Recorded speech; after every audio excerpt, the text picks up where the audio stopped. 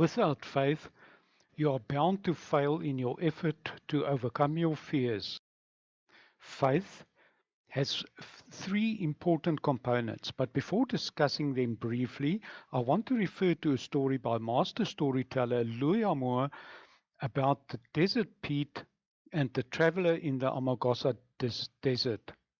Years ago, a traveler was hiking for miles across the sands of a desert with the searing sun merciless beating down on him. With his water supply depleted, he knew that if he didn't find water soon, he would surely die. Suddenly, in the distance, he saw a small shelter. Summoning his last strength, hoping to find water, he approached the shelter. And when he finally arrived, he found it deserted, but he saw an old water pump. He immediately grabbed the handle and began to frantically pump, but to no avail. Not even one drop of water came out. And then he noticed a baking powder can secured to the pump. Inside the can was a note. He removed the note and began to read. Dear stranger, this pump is all right as of June 1932. I put a new sucker washer in it, and it should last for quite a few years. But the washer dries out and the pump has to be primed. Under the white rock, I buried a jar of water out of the sun and corked up. There's just enough water in the jar to prime the pump. But if you take a drink first, there won't be enough. You need to pour about 1/4 of the jar into the pump and let it sit a minute to soak the leather washer. Then pour the rest in medium fast and then pump like crazy. You will get water. Have faith. I have never known this pump to run dry. When you get all watered up, fill the jar back up, cork it and bury it and leave everything just the way you found it for the next stranger who passes this way. Pete. Now, what would you do if you were in this situation? Remember, you are dying of thirst. Right in front of you is the life-giving jar full of water. But if you drink the water in the bottle, not only is it the only water that you will get, but you will destroy it for everything else as well. However, if you follow the instructions, you can drink your fill and leave plenty for anyone else who cares to follow the instructions. It would take great faith to empty the only source of water you know of on the word of someone you've never seen, but had just left you with some written instructions, wouldn't it? What would you do? There are three important components of faith and getting rid of social anxiety. First one is believe in somebody. The weary traveler had to trust and believe in Desert Pete. His instructions were to prime the pump with the precious water and not to drink it. Remember, you've never met him. You've no guarantee that he's not a crank or just somebody making a sick joke.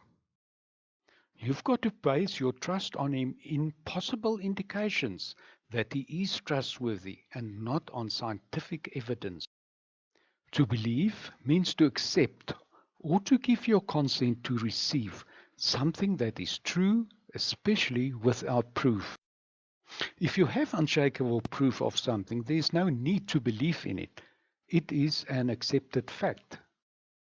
If there are no evidence, scientific proven evidence that something is true, you can only accept it as true if you believe that.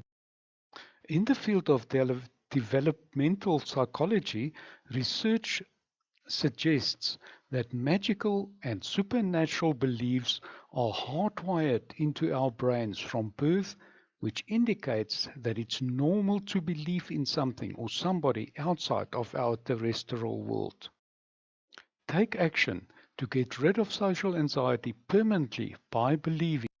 The second component is courage. Faith has its own high price.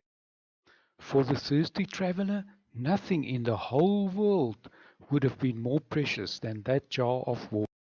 But Desert Pete said not to drink it. Throw all of it. You need the courage to do that in the hope that you'll be able to pump water afterward. Many people are prepared to believe if it doesn't cost them anything, but faith always asks for a sacrifice. You need to leave your comfort zone and tackle social anxiety head on. Have you ever really thought about whether the information stored in your subconscious mind and accepted by you as truths are correct? Things that your parents said or did?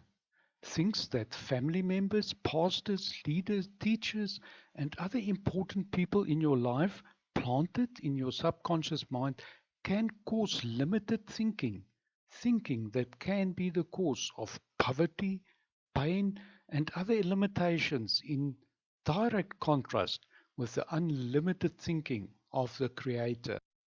It is not God that is preventing you from having an abundant life. You are the cause of your circumstances. The third component of faith is work. Faith is not a replacement for work. Faith is not laziness. Desert Pete instructed you to pump like crazy once you've primed the pump. Faith can move mountains or can tunnel through it. Faith does not demand miracles. Work for it. You've got to make it happen. You've got to take the first step. Most of us are hoarders. We hang on to all the bitter, destructive, unkind, and uncharitable emotions. Get rid of social anxiety permanently by believing and cleaning your subconscious mind of the clutter.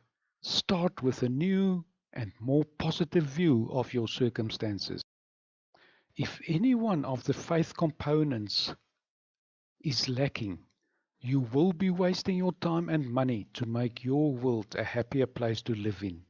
I'm not asking you to join any religion, and it is not required to rid yourself of social anxiety.